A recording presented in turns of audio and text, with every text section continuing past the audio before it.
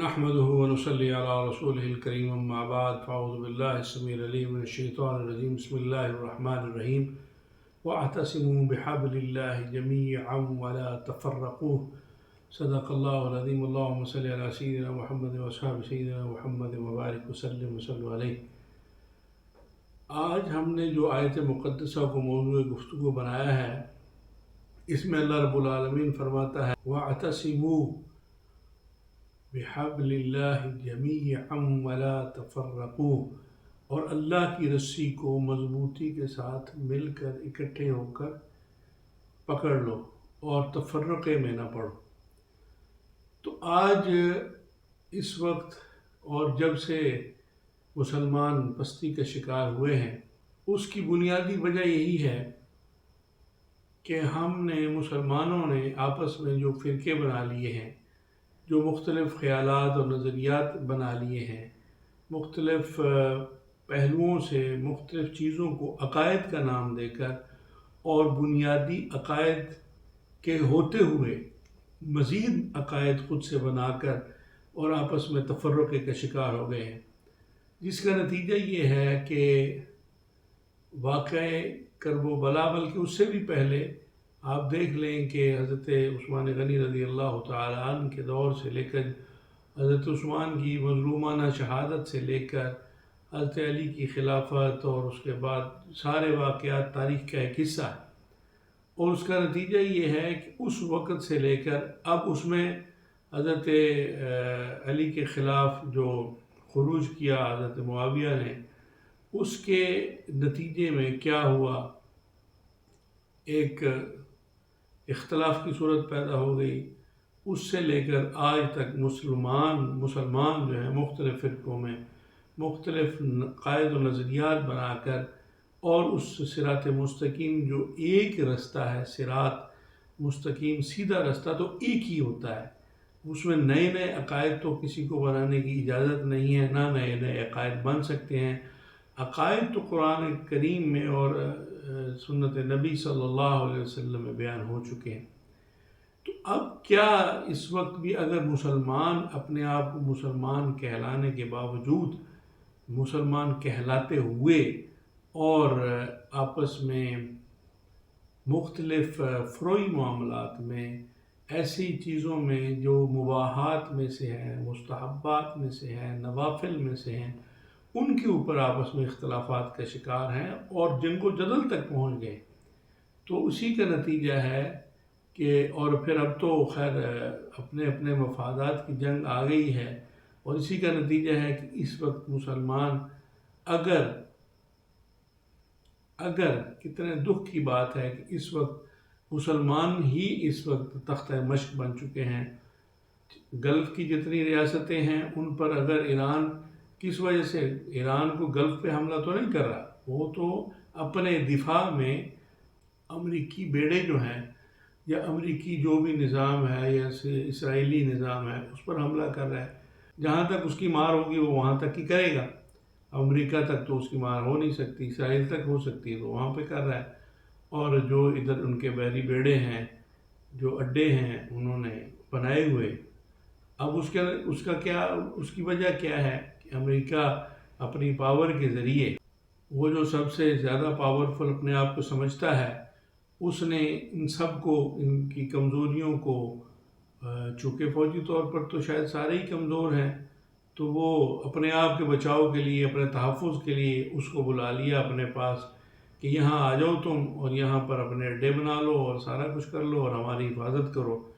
تو اب وہ اس کی حفاظت کہاں گئی، وہ تو خود ٹارگٹ ہو رہا ہے وہاں پہ۔ تو اس کے نتیجے میں کیا ہو رہا ہے کہ مسلمان ہی آپس میں دست و گریبان ہو چکے ہیں، اور یہ کتنی بڑی ستم ظریفی ہے، کتنے بڑے افسوس اور دکھ کی بات ہے کہ بظاہر وہ کہاں حملہ تو وہ وہاں پہ نہیں کر رہا، اور اگر یہ سارے جسد واحد بن کر مسلمان ایک ہو کر سب ملت واحدہ بن کر، اب وہ اکیلا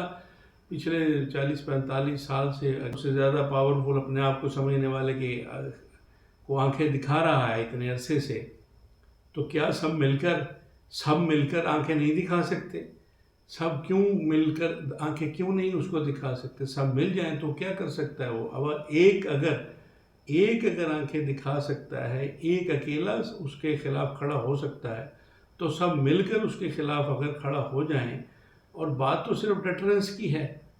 کھڑا ہونے کی بھی بات نہیں ہے، صرف ایک تأثر دینے کی بات ہے کہ ہم سب ایک ہیں، ہم مسلمان ایک ہیں۔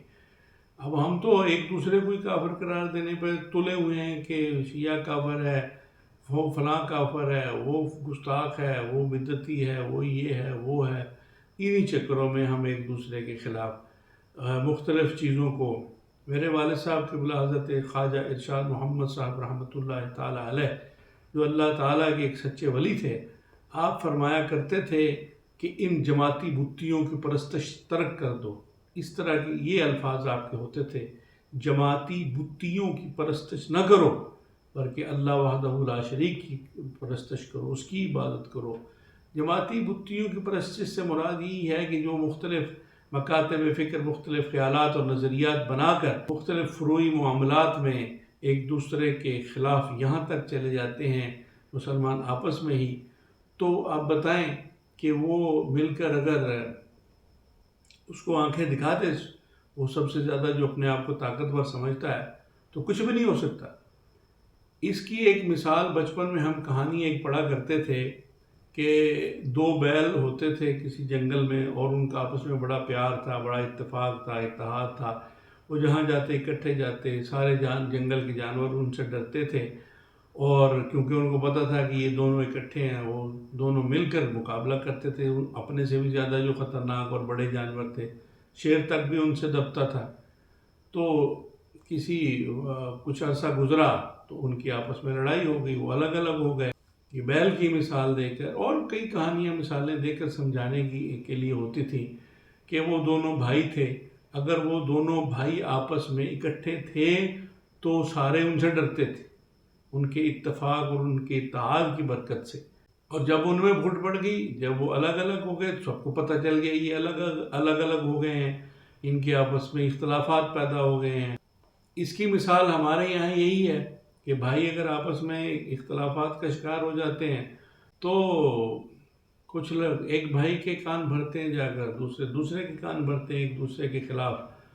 تو کوئی بھی ایسی کوشش نہیں کرتا کہ اگر کسی بھائی نے دوسرے بھائی کے خلاف کوئی خلاف بھی بات کر دی ہے تو اس کو بھی پازیٹیو کر کے، اس کی محبت کا پہلو اس میں اجاگر کر کے، اس کے ذہن کو اس کی طرف، اس کے اختلاف کو دور کر کے اس کو محبت کی طرف لایا جائے۔ اسی طرح دوسرے کو لوگ کیا کرتے ہیں کہ ان کے اختلافات تو پہلے ہی ہیں، اب لوگوں کو موقع مل گیا۔ یہی مثال ہے کہ بچپن میں سمجھائی جاتی تھی کہ جب دو بھائی مل کر رہیں گے تو لوگوں کو پتہ ہوگا کہ یہ ایک ہیں، اور جب وہ الگ الگ ہو جائیں گے تو ان کو پتہ ہوگا، اور سارے ان کا دشمن الگ الگ کر کے اور ان کو نقصان پہنچا سکتے ہیں۔ وہ یہی ہوا، جب دونوں بیلوں کی آپس میں لڑائی ہو گئی، وہ الگ الگ ہو گئے، تو اس کا نتیجہ یہ ہوا کہ شیر نے پہلے ایک کو مار گرایا، چیڑ پھاڑ کے کھا پی لیا، اور اس کے جو بچا کچا تھا وہ دوسرے جو خونخوار جو جانور تھے وہ کھا گئے، اور پھر دوسرے کو کسی مناسبت میں اس کو بھی ڈھا لیا۔ تو اس طرح وہ دونوں کی کہانی ختم ہو گئی، دونوں کو کھا پی لیا انہوں نے۔ نتیجہ کیا نکلا؟ انتشار اور اتفاق تھا تو بات ایک تھی،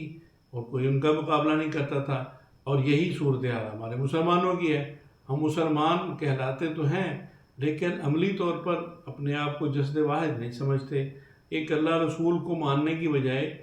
تعالوا الی کلمۃ سواء بیننا وبینکم الا نعبد الا اللہ، ایک کلمے کی طرف تو ایک اس پہ تو ایک ہو جاؤ۔ ٹھیک ہے، آپ کی محبت کسی خاص شخصیت کے ساتھ ہے، کسی خاص خیالات سے ہے، کسی خاص نظریات سے ہے، وہ آپ رکھیں، اپنے فروعی چیزیں، اپنے استحباب کے جو معاملات ہیں یا مباح کا معاملہ ہے، وہی آپ کی نفلی چیزیں جو ہیں وہ استحباب کے درجے میں آتی ہیں، تو اس کو آپ فرض کا درجہ قرار دیتے ہیں، اور فرض کو آپ چھوڑ چکے ہیں۔ اس کے نتیجے میں فرض تو یہ ہے کہ اللہ کا حکم ہے کہ ایک ہو جاؤ، تو اس کو چھوڑ کر اگر آپ الگ الگ چیزوں کو ان کو آگے رکھ کر، اور ایک بڑا جو مقصد ہے، جو ایک اللہ ہے، ہمارا جو نبی صلی اللہ علیہ وسلم، آخری خاتم النبیین صلی اللہ علیہ وسلم ہے، یہ ایک جو قدر مشترک ہے، سب سے بڑی قدر قرآن ہمارا ایک ہے، اللہ ہمارا ایک ہے، آخری نبی صلی اللہ علیہ وسلم ہمارے ہیں، سارے نبیوں کے خاتم ہیں. تو پھر اب اس کے بعد کوئی کون سی ایسی بات ہے جو ان کے مقابلے اس کے لیول پر ہے کہ ان کو آپ پیچھے چھوڑ کر اس کو آگے اور اوپر اٹھا کر رکھیں گے؟ کوئی بھی چیز آئے گی تو جب قرآن آ جائے گا، جب اللہ کی بات آ جائے گی، جب رسول اللہ صلی اللہ علیہ وسلم خاتم النبیین کی بات آ جائے گی، آپ کی ذات پاک کی بات آ جائے گی، تو سارے اختلافات ختم ہو جانے چاہیے وہاں پر آ کر، اور ایک جگہ پر سب مسلمانوں کو اکٹھا ہو جانا چاہیے. یہ تو عمومی ہماری زندگی میں یہ چیزیں نہیں ہیں، تو حکومتی سطح پر تو اور اپنے اپنے مفادات اور اپنے اپنے مقاصد پر آ کر اسلام کہاں ہے؟ اسلام تو صرف بدنام کر دیا مسلمانوں نے، اسلام کا نام بدنام کر دیا مسلمانوں نے آپس کے اختلافات کی وجہ سے. اسلام تو مقدس ہے، مطہر ہے، امن ہے، سکون ہے، آشتی ہے، صرف امن ہے، پیار ہے، محبت ہے، اطمینان ہے اور سکون ہے. تو یہ کس نے اس کو غارت کیا ہے؟ مسلمانوں نے ہی غارت کیا ہے. باہر کی قوت آ کر کچھ نہیں کر سکتی. اس گھر کو آگ لگ گئی گھر کے چراغ سے، گھر کے چراغ سے ہی آگ لگ سکتی ہے. جب سب اندر ایک مضبوط جست واحد ہو جائیں گے، طاقت اور مضبوط اپنے جمع ہو کر ایک قوت بن جائیں گے، تو ساری قوتیں ڈریں گی مسلمانوں سے. تو اللہ تعالیٰ ہمیں ہدایت عطا فرمائے. یہ بڑا دل دکھ رہا ہے، بڑی تکلیف ہو رہی ہے. اب ادھر دیکھ لیں، وہ ایک الگ خیر موضوع ہے. ہمارا جو پاکستان بھی تو اس وقت حالت جنگ میں ہے. وہ جن کو ساری زندگی پالا، وہ خیر الگ کہانی ہے، اس پر انشاءاللہ پھر کسی وقت بات کریں گے. تو فی الحال تو یہ ایک عظیم جو ایک اجتماعی مقصد ہے مسلمانوں کو. اب ہماری طوطی کی نکال خانے میں کون سنتا ہے، کیا جانتے ہیں، سب کے اپنے یہاں تو ایک شخصیت جو ہے جس کے چند 100 یا 1000 یا لاکھ فالور ہوتے ہیں، وہی اپنے آپ کو ہم چوما دیگر نیست پر سمجھنے لگ جاتا ہے. وہی اپنے آپ کو پتہ نہیں کون سے منصب اور فائز سمجھنے لگ جاتا ہے کہ اپنے سے ماں سوا کسی کی بات کو سننے کے لیے اور برداشت کرنے کے لیے تیار نہیں ہوتا. تو حکومتی سطح پر، سیاسی سطح پر اور اس لیول کے جو مقاصد اور معاملات ہیں، اس میں کون کسی کی سنتا ہے؟ اور اسلام تو اور اللہ رسول کی تعلیمات، احکامات، وہ کہاں ہیں؟ وہ کس نے ان کو سوچنا ہے، کس نے ان پر عمل کرنا ہے؟ اللہ تعالیٰ ہمیں معاف فرمائے. اللہ تعالیٰ اس ماہ بابرکت اور تنوار و تجلیات کے مہینے میں ہماری لغزشوں کو، ہماری خطاؤں کو، ہماری بدنیتوں کو، ہماری خطاؤں کو، ہماری کوتاہیوں کو، ہمارے بشری تقاضوں کو اللہ معاف فرمائے. بس معافی کی استدعا اور دعا اور استغفار اور آہوزاری کرتے رہنا چاہیے. درد دل رکھنے والے جو لوگ ہیں، وہ مسلمان، اس وقت بڑا ہی تکلیف دہ صورتحال ہے کہ ان کی سازش کا اندازہ آپ لگا لیں کہ انہوں نے ایسے انداز سے سارے حالات پیدا کر دیے کہ مسلمان آپس میں ہی پریشان ہوئے پڑے ہیں. باقی اللہ کریم انشاءاللہ ہمیں امید ہے کہ اللہ کریم اپنے فضل و کرم اور احسان سے، مہربانی سے، عنایت سے، فضل سے، کرم سے حالات بہتر فرمائے گا انشاءاللہ. آپ بھی دعا کریں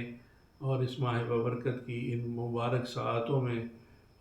گڑ گڑا کر اللہ کے حضور دعا کریں کہ اللہ ہمیں معاف فرما دے اور ان مصیبتوں سے ہمیں نجات عطا فرما، مسلمانوں کو ایک فرما دے. اللہ تعالیٰ ہمیں صراط مستقیم پر چلنے کی توفیق عطا فرمائے. آپ ہمارا چینل سبسکرائب کر لیں، اس کو لائک اور شیئر کر دیں.